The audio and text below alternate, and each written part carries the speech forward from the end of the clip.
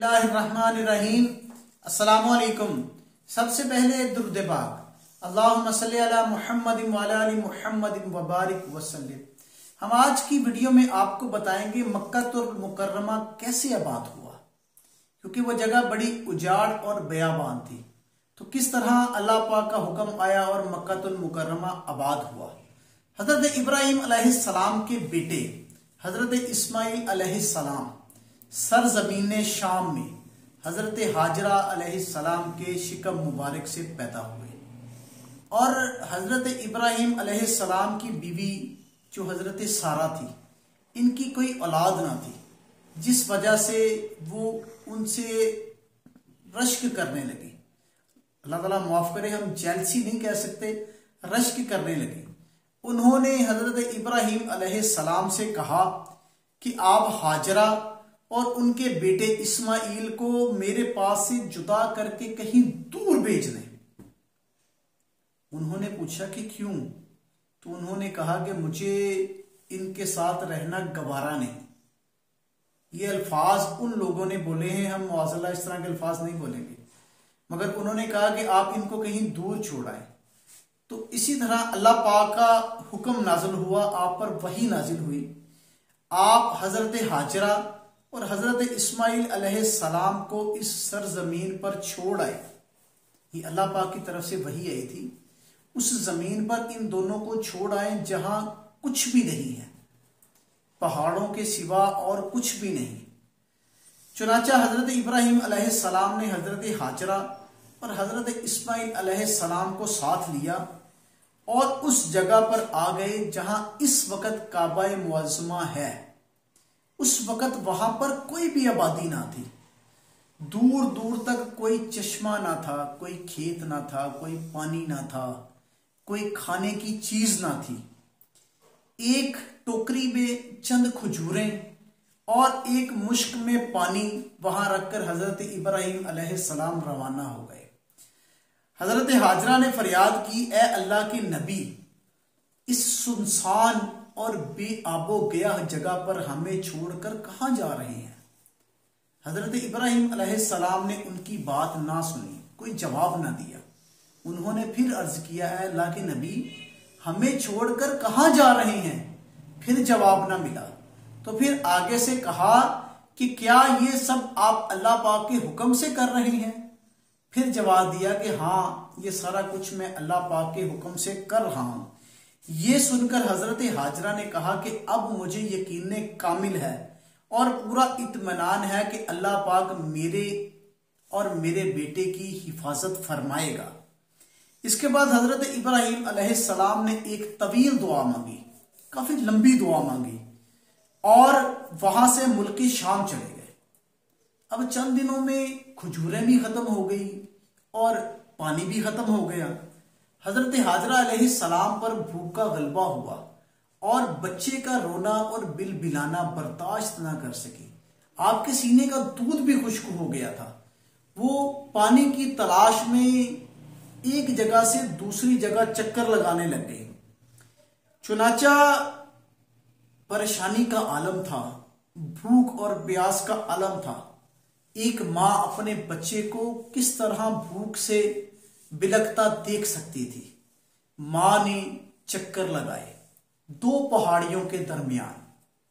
एक पहाड़ी का नाम है सफा और एक का नाम है मरवा। अल्लाह पाक को उनकी ये अदा इतनी पसंद आई कि उम्रे और हज में इसको लाजमी करार दे दिया कि जो बंदा उम्रा करने जाएगा, सफा और मरवा के दरमियान में अगर चक्कर ना लगाएगा, उसका उम्रा मुकम्मल नहीं होगा। और जैसे हजरत हाजरा अलैहिस्सलाम दौड़ी थी, उसी तरीके से वहां पर तेज चलना या दौड़ना जरूरी है। बच्चे का भूख से बिलखना उनसे बर्दाश्त ना हुआ। बच्चा भी कौन था? हजरत इस्माइल अलैहिस्सलाम। इनकी जो माशाल्लाह बहुत ही शान है, क्योंकि ये हमारे प्यारे नबी सल्लल्लाहु अलैहि वसल्लम के आबा व अजदाद में से हैं।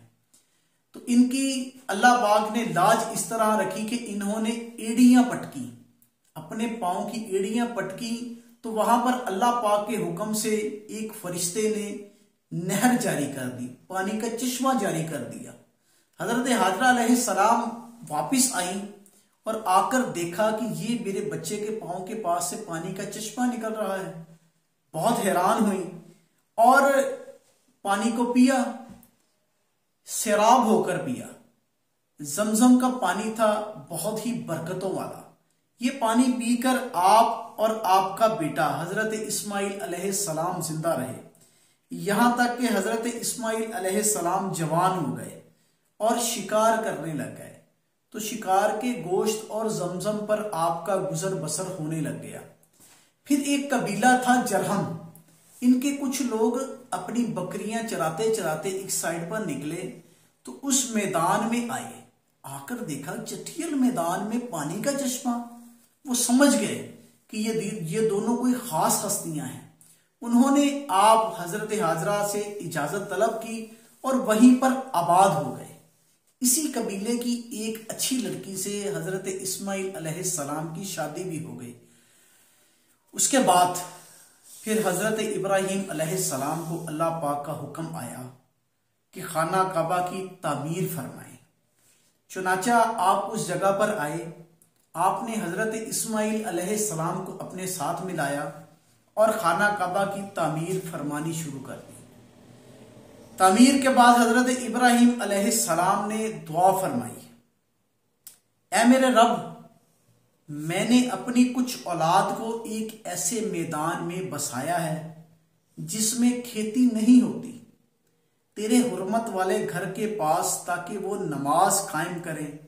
लिहाजा लोगों के दिल इनकी तरफ माइल फरमा और इन्हें कुछ फल यानी कि रोजी खाने को दे ताकि ये तेरा शुक्र अदा कर सके। इस दुआ में हजरत इब्राहिम अलैहिस्सलाम ने अल्लाह पाक से दो चीजें तलब फरमाई। एक तो ये कि लोगों के दिल औलाद इब्राहिम की तरफ माइल हों और दूसरा इन लोगों को फलों की रोजी खाने को मिले।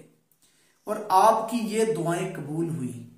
चुनाचा इस तरह लोगों के दिल अहले मक्का की तरफ माइल हुए और आज करोड़ों अरबों इंसान मक्का मुअज्जमा जाने के लिए, खाना काबा की जियारत करने के लिए, तवाफे खाना काबा करने के लिए तड़प रहे हैं।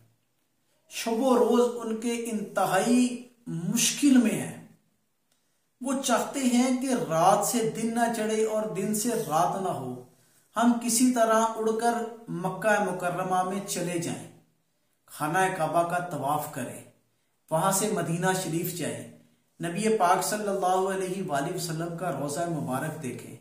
लोगों के दिल इंतहाई परेशानी के आलम में है कि हमारी बारी कब आएगी, हम कब जाएंगे। अल्लाह पाक सबको मक्के और मदीने की बाअदब हाजिरी नसीब फरमाए। तो जब आपने दुआ फरमाई ना, तो उसके बाद इस तरह बरकत हो गई। हालांकि मक्का शरीफ में कोई खेती बाड़ी नहीं होती, कोई भी चीज नहीं है, मगर आप जब मक्के शरीफ के बाजारों में जाए ना, तो आपको रंग बिरंगे फल, मौसम वाले और बगैर मौसम के, यानी कि जिनका मौसम भी नहीं है, वो दूर दराज के इलाकों से आकर मक्के शरीफ में बाकसरत मिलते हैं। और उनका एक इलाका है ताइफ, वहां पर खेती बाड़ी होती है और वहां से मुख्तलिफ चीजें सब्जियों की शक्ल में, अजनास की शक्ल में मक्कातुल मुकर्रमा और मदीना शरीफ की मंडियों में पहुंच जाती है। किसी चीज की कोई कमी नहीं होती। यानी कि इस वाक़े से हमें दो खास बातें मालूम होती हैं। नंबर एक पे है कि हजरत इब्राहिम अलैहिस्सलाम अपने रब के बहुत ही फर्मा बरदार और इताअत गुजार थे। वो बच्चा यानी कि हजरत इस्माइल अलैहिस्सलाम को बड़ी दुआओं से पाया था। हजरत इब्राहिम अलैहिस्सलाम बुढ़ापे की उम्र में थे और हजरत इस्माइल अलैहिस्सलाम दुनिया में तशरीफ लाए। जब एक बंदे के सारी जिंदगी औलाद ना हो और बुढ़ापे की उम्र में औलाद हो, तो जानिए और सोचिए कि वो बच्चा उनके लिए किस कदर अहमियत का बायस होगा। मगर फिर भी उन्होंने अल्लाह पाक का हुक्म बजा लाते हुए किसी भी किस्म की गफलत नहीं की।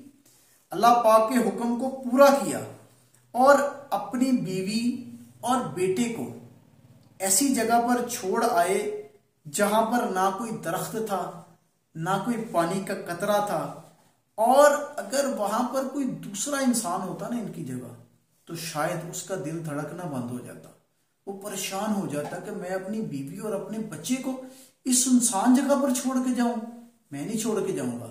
मगर वो चूंकि अल्लाह पाक के नबी थे और उनको ये पता था कि ये मेरा बेटा भी अल्लाह का नबी बनेगा, इसलिए उनको वो छोड़ आए।